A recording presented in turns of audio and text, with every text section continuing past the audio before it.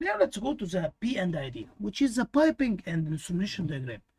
This is the street level view detailing every single pipe, every single valve, every single sensor needed to control the process.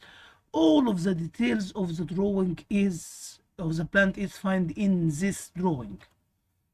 The PID detail every single component. It's a plan for actually controlling the entire process for shutdown, startup, maintenance activities. All of these activities are done using P&ID. P&ID, the detailed control and implementation guide. Detailed element in P&ID: line number, size, spec of piping system, type of valve and identification of any special valve, special fittings, sampling point, reducers, blinds, spec breaks and the change in line specification, an instrumentation name and number in piping system. Spec breaks means that there is a pipe going from high pressure to low pressure, like the drain pipes from a high pressure pump to a high pressure system to a low pressure system.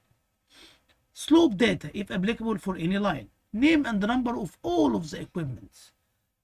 High point vent or low point drain. Flow direction of all line. Equipment connections and the details. Insulation or jacketing required for any pipe. There is an insulation made or jacketing for any pipe are mentioned in the P&ID. Legend describing all symbols on P&ID. This is a normal pipe taking example. You can see on the pipe 6-inch P1501A1. What does this number mean if you see it in any drawing? 6-inch is the nominal pipe size. 1501 is the line sequence number. That means that there is 1500 pipe before this one. P is the process surface. You can see that its name HC, hydrocarbon or NG, natural gas, whatever it is. A1, it's the spec or insulation code. Meaning it is high pressure, low pressure, or it is insulated or not insulated. What PID cannot show exact dimensions for all the equipment are not drawn to scale. It's only mentioned in the equipment design data. Process, operation, or physical data. Equipment location or orientation. Line, route, length, and the fitting details. Support and structure detail. The mandatory P&ID review requirement. Contractor PMC and the client detail must be clearly shown on the P&ID. In the bottom of it, you can see the contractor and the procurement company and the client detail. Drawing number, rev, sheet number.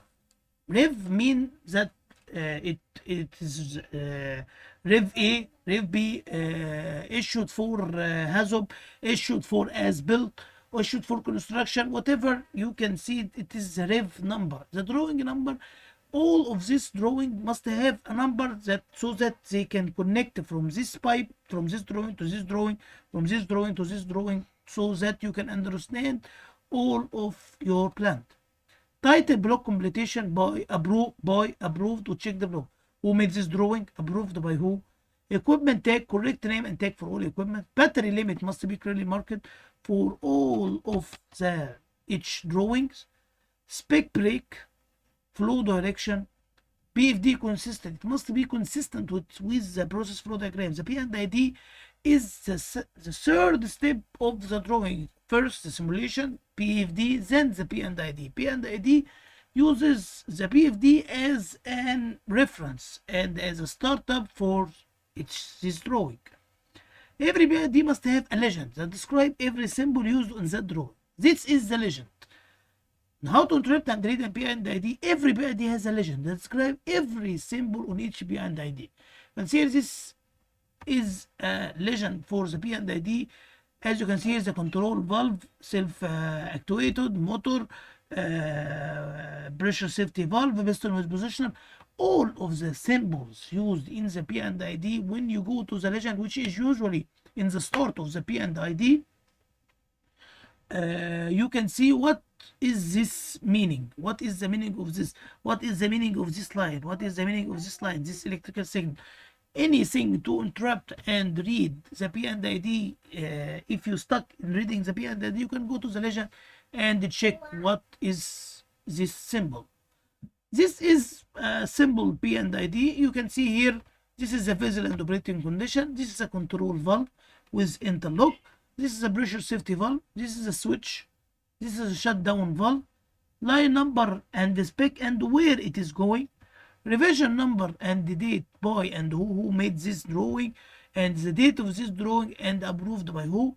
Here is the contractor info, vessel name and the number of sheet, number of drawing.